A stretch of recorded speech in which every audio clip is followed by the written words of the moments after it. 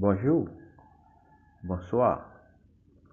C'est la deuxième partie du thème l'habillement, une grande affaire sociale.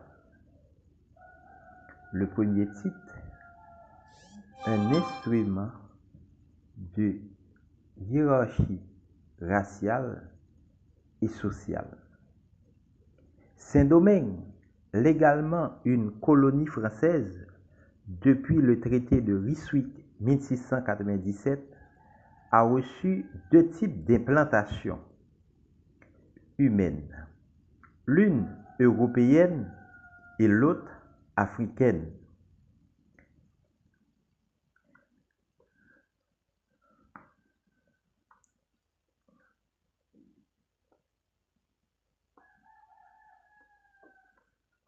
L'une européenne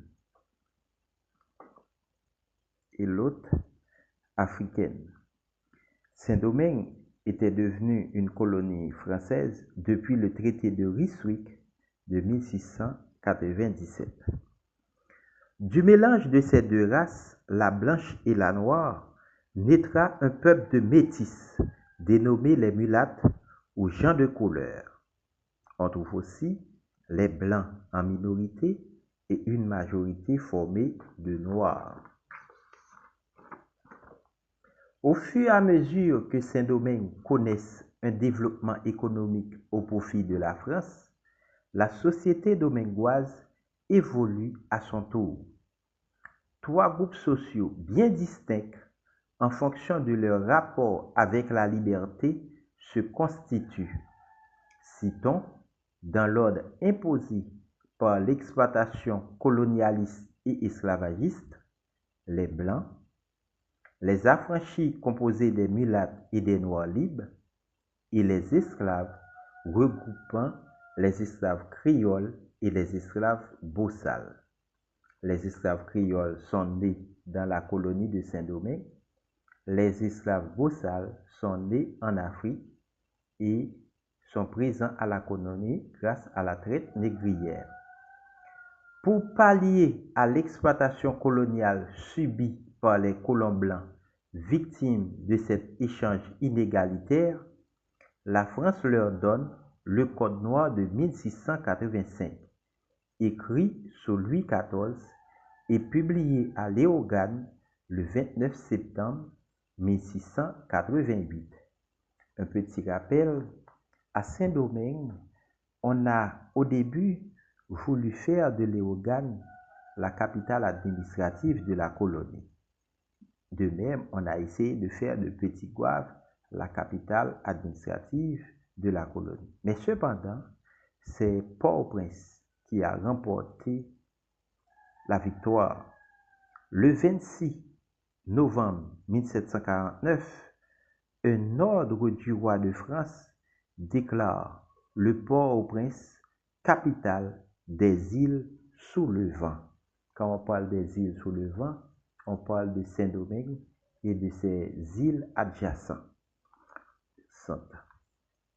Donc, voilà comment, et depuis l'époque coloniale, par un ordre venu de la métropole, Port-au-Prince joue ce rôle.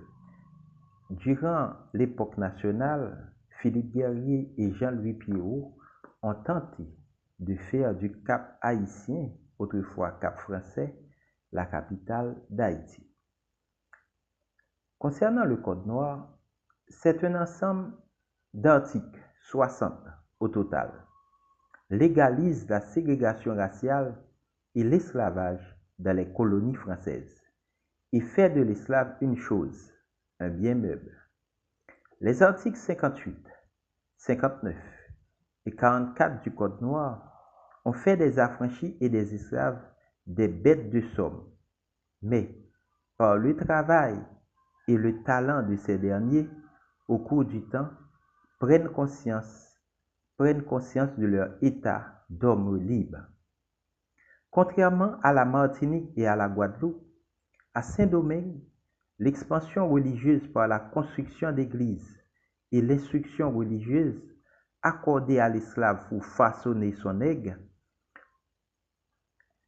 ont été négligés. Le colon blanc comme le clergé français sont plus attirés par le profit. Pourtant, l'Église, grâce à la Bible, a maintenu le noir en général dans une condition de soumis, étant des descendants de Caïn ou de Cam ou de Canaan. À la différence de Toussaint Brida, l'esclave de Saint-Domingue n'est pas assidu par obligation aux messes, aux communions et récitant des prières.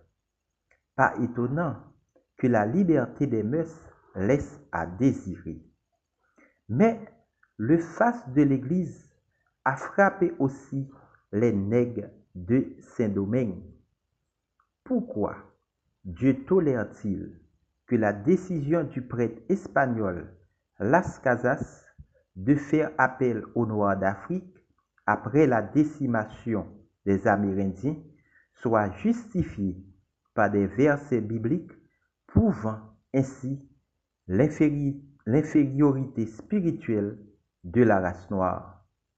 Est-ce vrai que l'Afrique n'a donné naissance qu'à des religions animistes? C'est la fin de la deuxième partie. Merci.